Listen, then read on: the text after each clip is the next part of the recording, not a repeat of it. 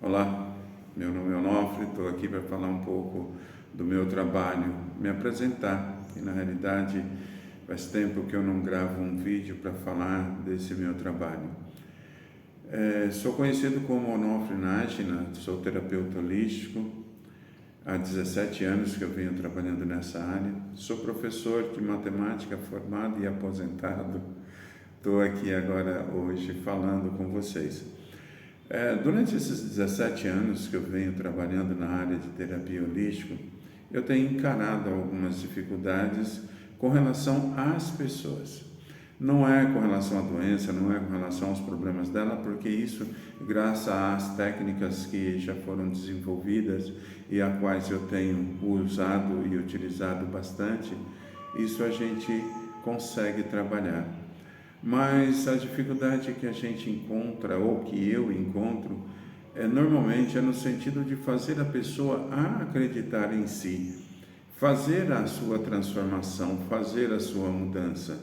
Porque caso eu não mude, nada vai mudar, tudo vai continuar estacionado. E quem me conhece sabe que eu gosto muito de buscar conhecimento, principalmente dentro da Bíblia. Eu olho para a Bíblia não somente como um grande arquivo de livros ou arquivos de livros de épocas remotas. Sim, ela é tudo isso, mas eu vejo dentro dela um campo vastíssimo de conhecimento que passa muitas vezes desapercebido por nós, por não buscar esse conhecimento. O que eu mais ouço dizer a respeito da Bíblia é muito difícil, é muito complicado. Sim, eu também acho, porque complicado também é a nossa vida. E, no entanto, eu vivo. No entanto, eu sobrevivo com todos os conhecimentos que eu tenho, com todas as dificuldades que me surgem. Talvez se eu buscasse na Bíblia, no Velho Testamento e no Novo Testamento, como uma força de ideal e de compreensão para todas as situações a quais eu estou vivenciando, talvez se tornaria mais fácil. Mas eu arranjo uma desculpa e coloco que ali é muito difícil. Eu vou mostrar para vocês, contando uma história de um personagem que está na Bíblia, no livro de Juízes. Esse personagem, ou esse juiz, é chamado Gideão. Eu vou pegar com base o capítulo 6, os versículos que vai de 6 a 12, de 6 a 11 mais ou menos, mas eu vou fazer resumido, eu não vou ler, porque eu busco dentro da Escritura a interpretação daquilo que eu vejo que é necessário eu entender. Porque se eu for ler, eu vou estar interpretando ao pé da letra, e a Bíblia não é para ser interpretada ao pé da letra. Tá? Assim como Paulo diz que a letra mata, mas o Espírito vivifica, eu busco dentro dela o conhecimento necessário para eu vivificar, eu estar vivo dentro de mim. Olha, se eu pegar lá em Gideão, eu tenho uma passagem, eu vou resumir ela. Conta que Gideão estava no lagar, beneficiando trigo. Olha, muito simples eu olhar para essa situação e ver que ali estava um homem a beneficiar trigo, que com certeza seria para a sua alimentação e da sua família. Mas eu paro e observo ali algo muito interessante, porque lagar não é lugar para se beneficiar trigo. Lagar era, eu vou colocar como um tanque, né, aonde se beneficiava uvas. Esse beneficiamento das uvas ali ficava para que se extraísse dela a forma líquida do vinho, do vinagre. Né? Um exemplo, o suco da uva, né, também. Então, esse era onde ele estava beneficiando o trigo. Né?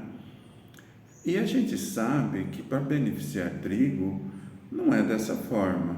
o beneficiamento do trigo se dá num local chamado eira, que é um espaço aberto, para nós hoje parte cimentada, mas na época era de chão batido, e que se estendia todo o trigo e depois passava uma espécie de um rodo por cima, uma madeira, para espalhar o trigo nessa eira.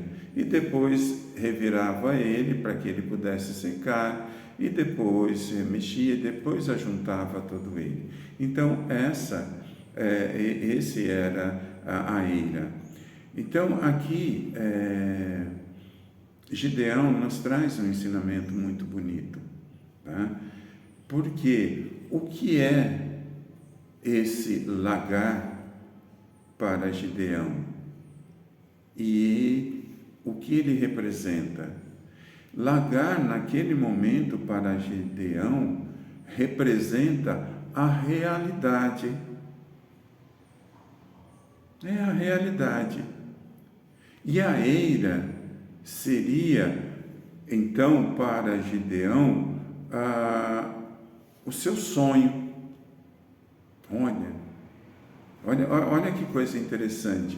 Gideão estava no lagar, beneficiando trigo, num local inapropriado.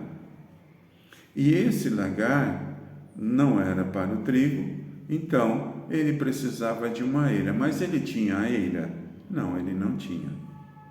Ele tinha um lagar. Isso mostra para nós, nos dias de hoje, olhando e buscando esse entendimento, buscando essa interpretação da seguinte forma: trabalhe o que você tem, trabalhe dentro de si o que te é nesse momento, o que te pode te fortalecer, o que pode te dar e gerar algo em benefício. Mas nós ficamos muitas vezes a reclamar de muita situação. Olha, se você não tem conhecimento, busque. Vai em busca, vai estudar, vai buscar o conhecimento. Mas se você não tem esse fundamento, trabalhe o que você tem. Essa é a tua realidade. Vou dar um outro exemplo. Eu ouço muitas vezes as pessoas dizer assim: se eu tivesse um carro, eu faria isso. Se eu tivesse, estaria... Gente, qual que é a tua realidade? Você não tem carro, mas você precisa trabalhar. Então você vai de ônibus e você vai lutar para você conseguir o teu carro. Então o ônibus nesse momento é a realidade, seria o lagar a qual Gideão estava se referindo. O teu sonho é o carro, então vai atrás do carro. Mas muitas vezes nem sempre é o carro. Você pode ter de primeiro momento uma bicicleta, não é isso? Depois conseguir uma moto, depois você conseguir o teu carro. Esse é um exemplo que eu estou dando. Mas você precisa ir atrás com a realidade que você tem. Eu preciso ter um trabalho que me rende tanto financeiramente. Sim, mas você tem o estudo para isso? Você buscou se profissionalizar? Não, né? Então, nesse momento, que você trabalhar com o que você tem, fortalecer junto com isso que você tem, para que você possa buscar um lado profissional, para que você possa, então, começar a galgar o caminho que tem. Mas enquanto você não tem, é essa a realidade que você tem que vivenciar. Então, eu olho muito uma outra passagem agora dentro do Novo Testamento, uma passagem em que Jesus está diante de uma multidão, e essa multidão já está acompanhando ele há muito tempo, e eles têm fome, gente. E um dos apóstolos chega para Jesus e diz: Jesus, eles estão com fome. Como que nós vamos nos alimentar? Era para mais de 4.000 pessoas. Jesus diz assim: olha, o que tendes? Ele diz: temos pães e peixes, tá? Jesus pede para que ele traga esses pães e multiplica esses pães e esses peixes. E ele alimenta aquela multidão e ainda sobra para o dia seguinte. Então, o que fica de exemplo que traz nessa história, nessa passagem do Evangelho, é da seguinte forma: Jesus está perguntando aí para você assim, o que você tem aí dentro de você, o que você tem aí dentro que eu possa multiplicar? O que eu possa fazer com que isso cresça dentro de você? Ah, eu não tenho nada. Bem, se você não tem nada, mas se você tem pouco estudo, é esse que você vai oferecer para Jesus. Eu tenho pouco estudo, Jesus. Ele vai multiplicar para você. Ele vai te fortalecer para que você possa buscar os conhecimentos. Despertar dentro de você os seus dons. Despertar dentro de você para que você possa buscar e conquistar a tua realidade. Muitas vezes nós reclamamos de um casamento que está falido. Mas o que você está fazendo para que esse casamento tome forma? Ah, o meu trabalho é o que você tem. Eu cito sempre uma frase de um orador espírita que eu gosto muito, que é o Haroldo Dutra, que diante de uma situação em que ele vivenciou logo após a sua formação, ele foi designado para estar trabalhando num lugar muito longínquo, num bairro muito pequenininho, numa cidade muito pequena. E ele foi. Só que ali ele só reclamava, ele reclamava de tudo. Ele reclamava do espaço, ele reclamava do calor, ele reclamava da situação a que ele estava vivenciando. Um dia aparece uma freira ali, conversando com ele, e ele faz essas reclamações. Ela disse assim: Haroldo, floresça onde Deus te colocou. É isso que eu digo para vocês. Floresça aonde Deus te colocou. Cresça, supere as dificuldades, supere os teus problemas, supere a situação que momentaneamente parece que está atravancando o seu crescimento. Mas você tem que vencer. Então Gideão, ele nos mostra essa realidade que nós devemos encarar, para que nós possamos superar a todo momento.